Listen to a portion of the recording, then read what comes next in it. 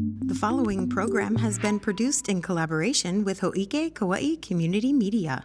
Hello, everyone, and welcome to a special edition of the Coconut Wireless. I'm Mel Rapozo, and with me today is Trisha Allen from Hō'ike Studios. By the way, if you notice, we are in Hō'ike Studios, and I'm getting a little spoiled.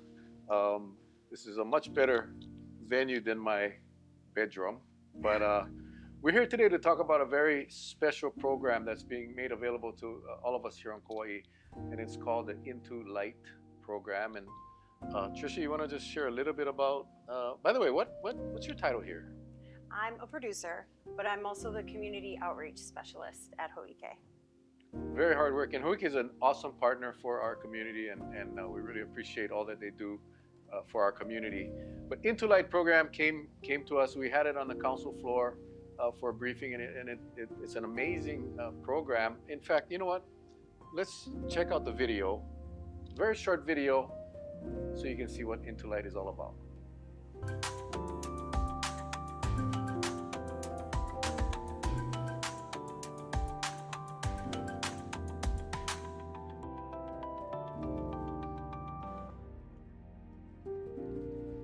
The Into Light project is changing the conversation about drug addiction through the power of art and story. In February 2026, the exhibition comes to Hawaii, honoring lives lost with original portraits and personal narratives. Each story submitted by their loved ones becomes a beacon, sparking connection, inspiring change, and bringing light to a shared struggle.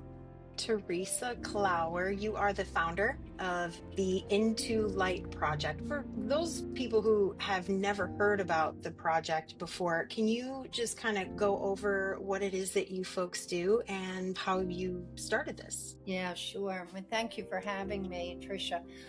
The Into Light project, the whole purpose of this organization is to end the stigma and change the conversation around drug addiction. And we do that through the power of beautiful original artwork, graphite portraits, and storytelling. The project began in 2019, just after my son Devin died from an accidental overdose. And Dev was a beloved son, brother, uncle, grandson, full of life. 32, I may have mentioned that. And so he didn't anticipate dying. He was all kinds of wonderful things, and he had a drug addiction. So as a way of processing that grief as a mom, I took to drawing his portrait, which was pretty cathartic for me. It opened a floodgate. It opened up the opportunity for me to express that grief, but also to share that newfound passion for portrait work with others who have lost loved ones like we have. And so the idea is that in every single state in the country, 40 more people will be drawn. It's graphite, pencil work. These portraits are beautiful renditions of the people who've died, and then we write a nice narrative of each of these individuals. And those public exhibitions are open for anyone to come see, and we encourage open conversation so that people understand that people like my son were normal human beings. He was not, the scum of the earth. He was not, as people like to say, addicts and all kinds of judgy things. Devin suffered, and it's a disease. So we really try with this project to talk about the idea that this is not a moral failing. It's a disease. So Kauai happens to be the location for our Hawaii show, and the community college there in Kauai and their Performing Arts Center have graciously agreed to hosting the exhibit for anyone who lives in the state of Hawaii. So it's open to anyone outside of Kauai, of course. The submission process is simple. We're doing 30 portraits from people throughout Hawaii. We have 28 more that we can take. So we have some room, and the exhibition is opening on February 1st, and I believe that our opening reception will be February 22nd there, and it will stay up for 6 months. So anyone that is interested can go on our website, which is intolightproject.org. O-R-G. And on there, there's a submission page, Share Your Story, it's called. And it will say Hawaii, and they click on Hawaii, and there'll be a series of questions that are filled out. The more detail people can give us, the better the story will be. And then at the bottom of the narrative, we'll ask for 3 photographs, and you pick the ones that you love of this, of your loved one. The artist then is given those photographs, and the writer is given the answers to your narrative questions. And they will create the portrait and create the story, and then they will share it with you. Once you're happy with that narrative and the portrait, that's when we call it final. If you're not happy, we keep working on it until you are. So by the end of this, each family will have a beautiful framed portrait as well as the story to accompany their loved one. So that's how it works. And it's really very meaningful from a family's point of view. Yes, it opens up emotion, but at the same time, by submitting and by being part of this project, family members are then helping us to open up the conversation and to end stigma and to humanize everyone who suffers from this disease. And we're also talking about stigma to families. And, when you lose someone to drug addiction, you're not getting a casserole at your front door. It just doesn't work like that. People tend not to talk about it, or I even had some judgment, toward parenting and that sort of thing. I think there's this misunderstanding that this is a huge organization. No, it's not. It's run by mothers like me who've lost a loved one. It's very small, very passionate, and very respectful, because we've all been there. We know what it feels like. The exhibit, when it's up, it's really beautiful. It's not a downer. People say, how could you be so kind of morose? It's not. It's celebrating people and for the whole person, not just their darkest moments, right? All right, welcome back. It's an inspirational video. So many of us here on the island are aware or have been a part of or know someone that has been involved with drug addiction and suicide. And it's a very hard thing to get through. And that video clearly showed some case studies, if you will. But Tricia, it's here on Kauai now for our community to participate in. And we are at a point now where we need to find at least 15 families that have suffered from the loss of a loved one. And we want to make that happen. We want to bring this program here. We want to bring this exhibit here at the Kauai Community College. And I want to thank you again for allowing us to share this. I'm happy to do it. We're one of the media partners for the Into Light project, because when it came across my desk, it sounded, Teresa's story is incredible. It's very inspirational, and it just hit me in the heart, hit me in the feels.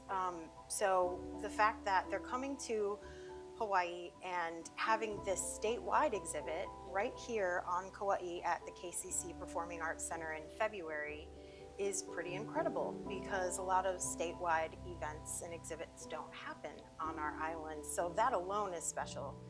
But being able to destigmatize this substance abuse disorder is really important, because it affects our community, and a lot of people feel shame about it, whether they've had a family member that's fallen victim or they themselves do. I think it's important for them to know that they're not alone, and they're more than just their disease. And it's not because they're a bad person, it's because they need help and they need support, and before it's too late, most importantly.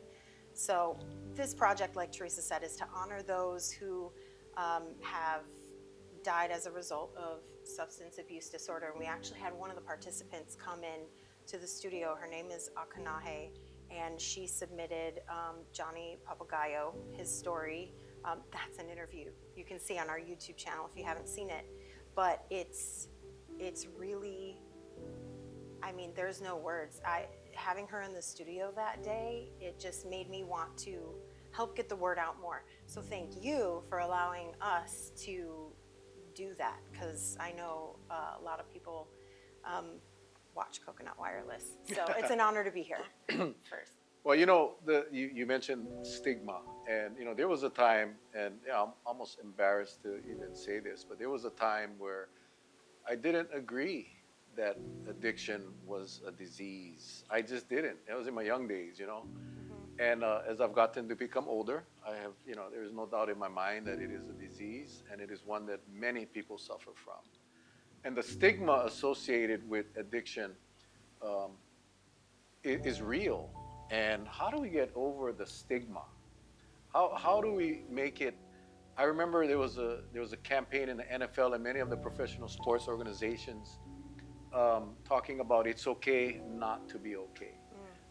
And that helps when kids and young adults can look up at role models, and they're telling our kids that it's okay to not be okay, and that's helping remove the stigma. But the stigma is still there. It is. And this program, which, as was mentioned in the video, really helps with the healing, and it leaves you with a portrait of your loved one that has so much meaning. And if you watched Aka Nahe, her video, and again, Hō'ike has a YouTube channel. Just go to YouTube, search out Hō'ike, hit the subscribe button, and click the bell icon. But if you see her video, she talks about how easy it was to really, it's an interview. It's an interview that you do online, and it's very simple to do. And with that interview, an artist will create this portrait of your loved one that you get to keep at the end, and I think it's very special. It's a really easy process. I think that was one of the things that she was most surprised by. And on top of that, it's a very personal process. They treat you, they don't want to know, what kind of drugs a person used or how they passed. What they focus on is what kind of person was your loved one? What kind of sports did they like? What did they do for fun? What kind of, hobbies did they have? And that was what made her feel like this was for her. This was the move for her. And it's easy to do. You go to intolightproject.org. There's a button for the state of Hawaii, and then you click it, and it will actually give you a form to fill out. It's a step-by-step form. You fill out the prompts. After you do that, somebody reaches out for pictures. You get to choose the pictures, and they'll reach out. A professional writer will also reach out about writing this, I think it's a 500-word essay about your loved one that accompanies the photo, and both of which you get to keep at the end of this whole thing. And they will text you, they'll call you, they'll email you. I mean, however you prefer to be communicated with, whatever works for you, that's what they'll do. And they won't finish the project, they won't consider it finished until you are happy with the picture and the narrative, and you give the thumbs up. Otherwise, they don't do it. So it's a very specialized and custom, personal process, which Akanahe said was really great for her because it was something positive. It was a way that she could actually take positive action instead of, feeling so helpless with the passing of Johnny. So. Yeah, the grieving process is so important, and different people grieve in different ways. And I look at this as being not so much a showcase, but a celebration of the life of your loved one that has passed, and an opportunity where you get to share that, and in a very non-invasive way, I guess I'll say, because it's you and the computer, and you're sharing your parts of your loved one's life and your life together in this, creating this canvas that some professional artists will use, not only to draw the portrait, but also to write the story, as you mentioned, that you'll get to keep. So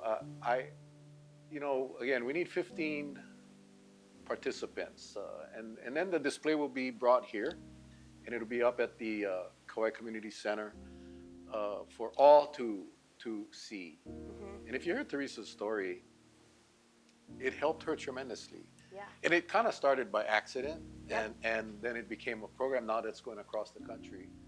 And we are blessed to have it here on Kauai. Yeah, and there's local artists that are helping with the portraiture as well.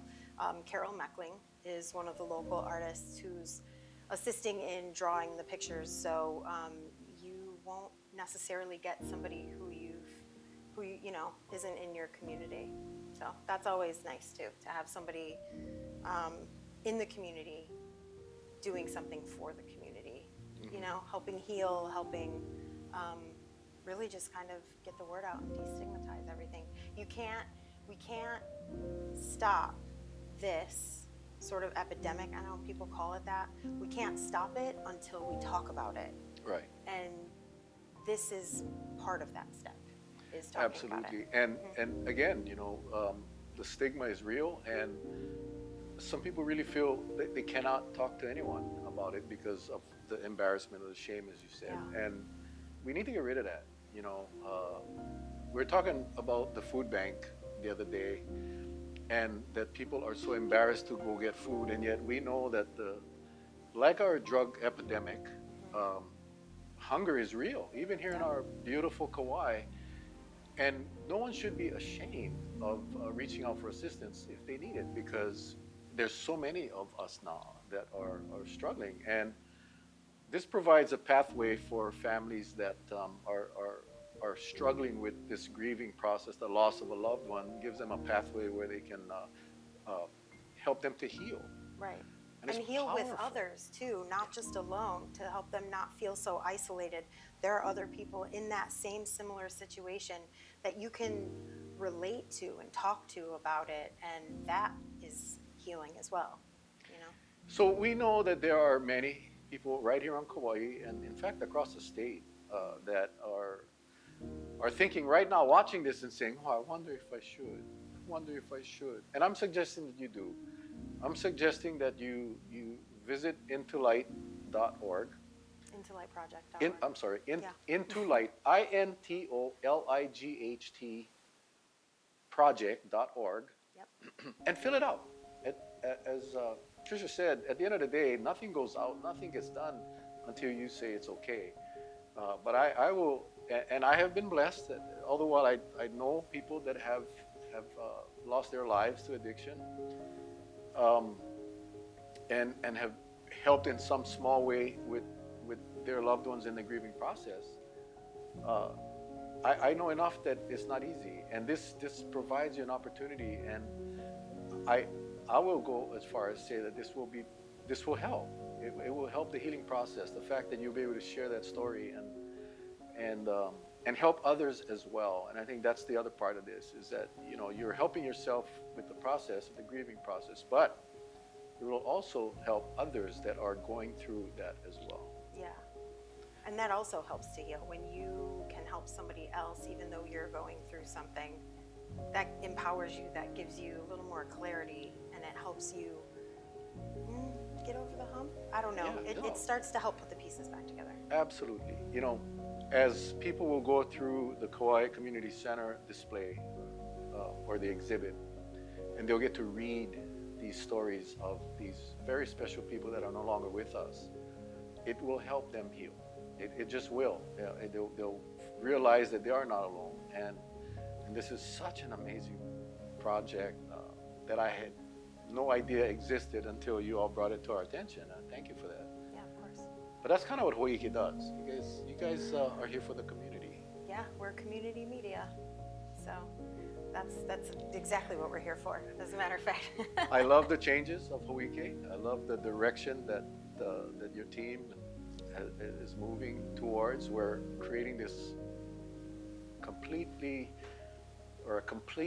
community media spot, I guess I'll say, Hō'ike. And if you haven't enjoyed the benefits of Hō'ike, I suggest you do. And again, one easy way, obviously Hō'ike.org, but go to YouTube and find Hō'ike's channel and subscribe, because there's so much content. And you'll also find a lot of content on Intolight Yeah. project as well.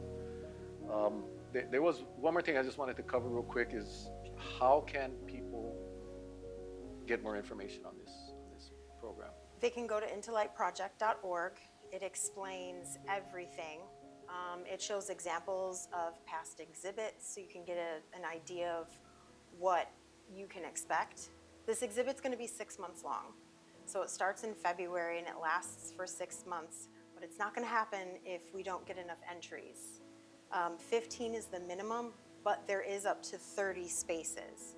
So if you're on the fence, I'd like to push you over it gently, of course, and really recommend doing it. Once you go to the website and see how amazingly beautiful and heartfelt these narratives and pictures are, it's really beautiful. These exhibits are incredibly gentle and calm. Like Teresa said, it's not morose, it's not sad, it's a celebration of who these people were rather than, how they became to no longer be with us. So intolightproject.org, you can get all the information there. And if you want to watch the interviews that we've done so far about it, you can go to Hō'ike. KCTV is the YouTube handle, I believe. And under the Community Connections portion, that's where the episodes are. You can watch those. Yeah, I think you'll be pleasantly surprised with the stories. And we'll actually close out this segment, this video with Akanahe's video. What a great idea. Just so you all can see. Many of you know Akanahe, and I was actually very happy that she did this project because it was very clear in the video that it helped her. Yeah. It helped her significantly, and that's all we want to do. We want to make sure that you're comfortable. And again, intolightproject.org, or you can shoot me an email. My email is easy, melrapozo@gmail.com, and I'll help you navigate through the process. We want to get you into this project, and again, as we stated, it's we need to have at least 15, or they're going to move this project to some other location. I don't want to see that happen. This is a once in a lifetime opportunity. Like Trisha said, most of these things happen on Oahu. Right. We're getting it right here, but we need 15, and I don't know what the count is right now, but we are definitely in We're on need. the lower end of Yeah. 15 right now. And the deadline is the end of the year. So if you can get it in before the end of December, please do. We don't want you to be rushed, but in order to get, the frames and the portraits done and all that on time, then end of December, it's been extended. It used to be the end of November. They pushed it out another month in hopes that we can get the community together to do this. So let's do this. Please, Christmas is around the corner. This is the holiday season where everybody's supposed to be happy, and yet many households are going to be empty. One less seat at the table, and that grieving process, gets significant. It increases significantly because it's that time of year. So let's use this project as a way to help our families. So if you know anyone, or if you yourself have suffered a loss, intolightproject.org, melrapozo@gmail.com. I'll help you get through it. Or you can reach out to the Hō'ike Studios at, what's your number? My number is 808-246-1556. Is that right? Okay. 246-1556, or you can email me directly. It's tallen, ALLEN, @hō'ike.org, and I'm happy to point you in the right direction as well. Well, Trisha, thank you again for you. making this wonderful place available. And I think I'm going to do my podcast here every You're night more than now. welcome. Yeah, this is Come on in. We're incredible. happy to have you. This is so cool. And we just want to thank Hō'ike for allowing us this opportunity. And as I said, we'll wrap this up with Akanahe's video. And we appreciate all you guys, and Merry Christmas, Happy New Year, and stay safe. Aloha, y'all.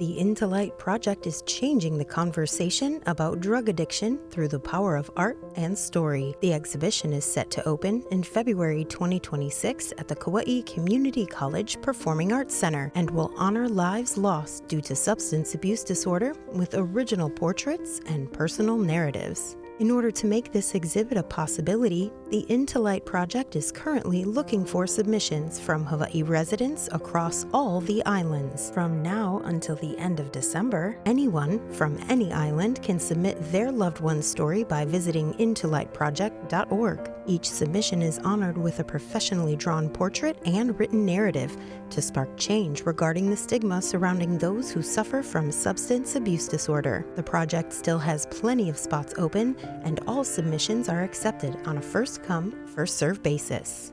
One of the first people to enter Hi, my name's Mel Rapozo, and I am from Anahola, Kauai. tells us about her loved one, Jonathan Papagayo, and why she decided to submit his story, as well as what it was like working with the Into Light project on something that means so much to her. So Johnny was really kind, caring, compassionate, funny, like the most humblest guy you would ever meet. Like, had no problems with anybody, was easy to get along with. He was into riding dirt bikes, fishing, hunting. Like, he's an all-around outdoor person. We met in 2018. Johnny and I got clean. I got clean April 4th, 2023, from an overdose. And I was 8 months pregnant, and they medevaced me to Kapiolani, and Johnny joined me 10 days after that, so he got clean on April 14th, 2023. And then I gave birth April 24th, 2023 to our son Kaikena, and we decided to make a new life on Oahu. So we went to treatment, got clean, lived on Oahu for a year, and then moved back to Kauai. Johnny got back into riding dirt bike every Sunday. That was his go-to. He really loved it. Hunting, raising our kids with family. Life was good. We got clean. So Johnny got into a dirt biking accident. He hurt his shoulder or something, like over here, and he was in a lot of pain. They just gave him ibuprofen and stuff, and he was still in pain. And he relapsed, I'd say about a week before he passed away. And do you think that had something to do with his injury? Yeah, I think he was in a lot of pain and just really bummed that he couldn't ride his dirt bike and like go to work or anything, and was really down. And when I found out he relapsed, I asked him if he wanted help, and he did. So we went to the Wynn House for an assessment, and they told him they did like an assessment with him, and they told him once they get his results back that he could start classes. So that usually takes about a week. And within that week, they got his results back the day he passed away. Being clean up for almost 2 years together, and this happening has been crazy. You never really know, I guess, what you're dealing with until it happens. So yeah. How I heard about the Into Light project, I heard it on the radio. I don't know what station it was on, but I heard a radio ad about it, and instantly I pulled over to the side of the road, and I was like, we need to share his story. in hopes that it will reach someone struggling and hear the pain that I'm going through or my family is going through, and would make them want to get help, I guess. And I don't know, I just really felt that to honor him and all the good that he's done instead of just what happened, I guess. So tell me a little bit about the process itself. So the process was, I went online, I pressed the link on it on Into Light, and then it says the Hawaii submissions. So I pressed that, and then it brought me into like a document where I would put his name, his birth date, just like basic information. And then it starts asking questions like, how would you describe your loved one in 4 words? And then you elaborate on that 4 words. The 4 words I used to describe Johnny was kind, adventurous, funny, and outgoing, I think it was. And they give you like a 500 word limit to kind of talk about your loved one. And that was hard. 500 word limit was pretty hard for me, because it was like, how do I describe his life in 500 words? It was hard. Anyways, I submitted it, and then I heard back within days from, I think it was Barbara. And then they wanted me to do edits on it, and they helped me elaborate more, if that's the word for it. So it's an easy process, it's just doing it. At first it was overwhelming, but then when I got the response of a person, like on my email, and then text on my phone from that person, then I felt, oh my God, this is actually a real thing. Like at first I was like, I don't know if this is real or what. I had a lot of doubts, but then when I got the response from Barbara and Teresa, like, then I was like, okay, this is real. And then they were like, okay, I'm gonna link you up with an artist that we are picking. And I was like, oh wow, okay, this is moving really fast. Like, wow, okay. And then I got linked up with the artist, and then he wanted me to send pictures to him of Johnny, so I did. And then we had conversations. So it was cool, like, oh my gosh, the fish, he was a fisherman. And just having these people to talk to and like see that they really want to honor him is what like pushed me more to go through with it and like actually respond and go along with it. So anyways, I got the pictures to him, and after like the 10th one or so, he's like, yep, this is the one I can do. And within like, I'd say a day, I got like the first draft of the portrait of Johnny, and it was beautiful. Like, I was just like, he's like, did you like it? And I was like, yes, I don't need no changes, it's perfect, I love it. And I got back the 500 word limit or whatever, I got that back, the final edit, and I loved it. So For anybody who is sort of like on the fence about this, what advice that you think they should know? What's something they should know about this? That I think what they should know about the Into Light project is that they want to honor your loved one that has passed away. That's one of the things that struggle on Kauai, is the stigma around drugs and just people that struggle with it. They are about remembering all the good things and like what your loved one is really about. And it's only positive. I think of it, it's positive what they're doing, and that's pretty much why I stuck out with it, because I want to remember Johnny as funny, kind, caring, Kaikena's dad, my love of my life. And they're helping me do that, you know, and I just hope that other people will go and enter too.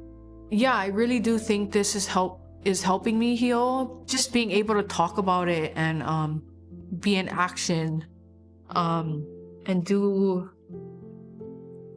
positive things, which is like, this is a positive thing for me, and just be in action, I think. Yeah, the thing that I'm most looking forward to at the exhibit is having all his family come and like an honor of him, and just seeing his picture and like just remembering him for what he was in life, you know, an awesome dad and an outdoor person, kind, caring. Oh, he would always say, hang in there.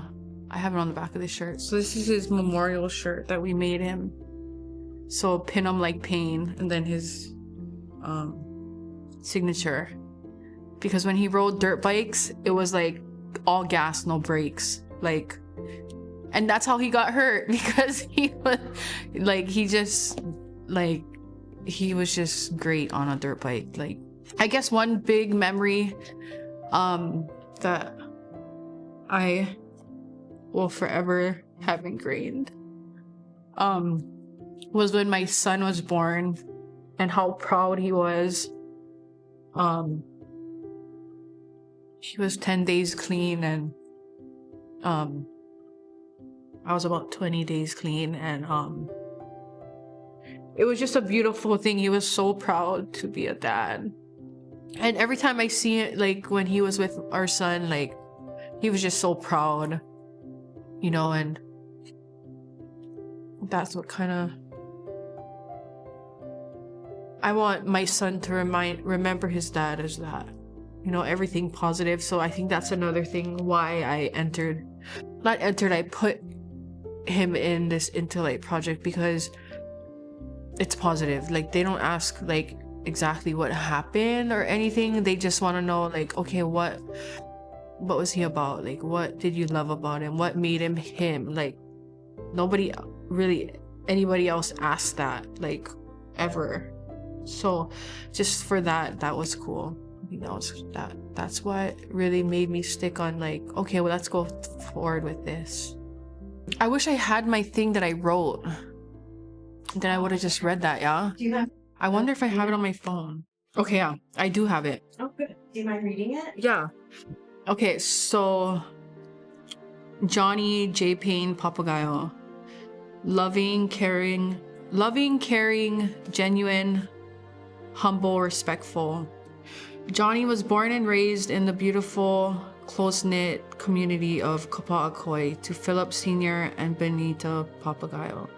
The ocean, the mountains, and the mud under his boots ran through his veins. He carried his island with him everywhere, in the way he lived, the way he loved, and the way he made everyone feel like family.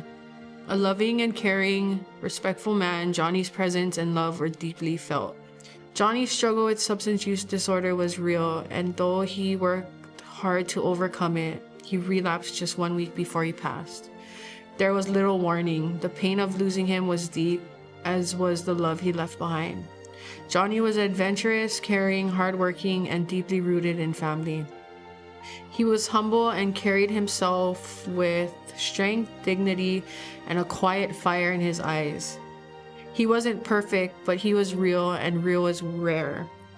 His legacy lives on in his sons, in the stories shared about him, and in the hearts of everyone he touched.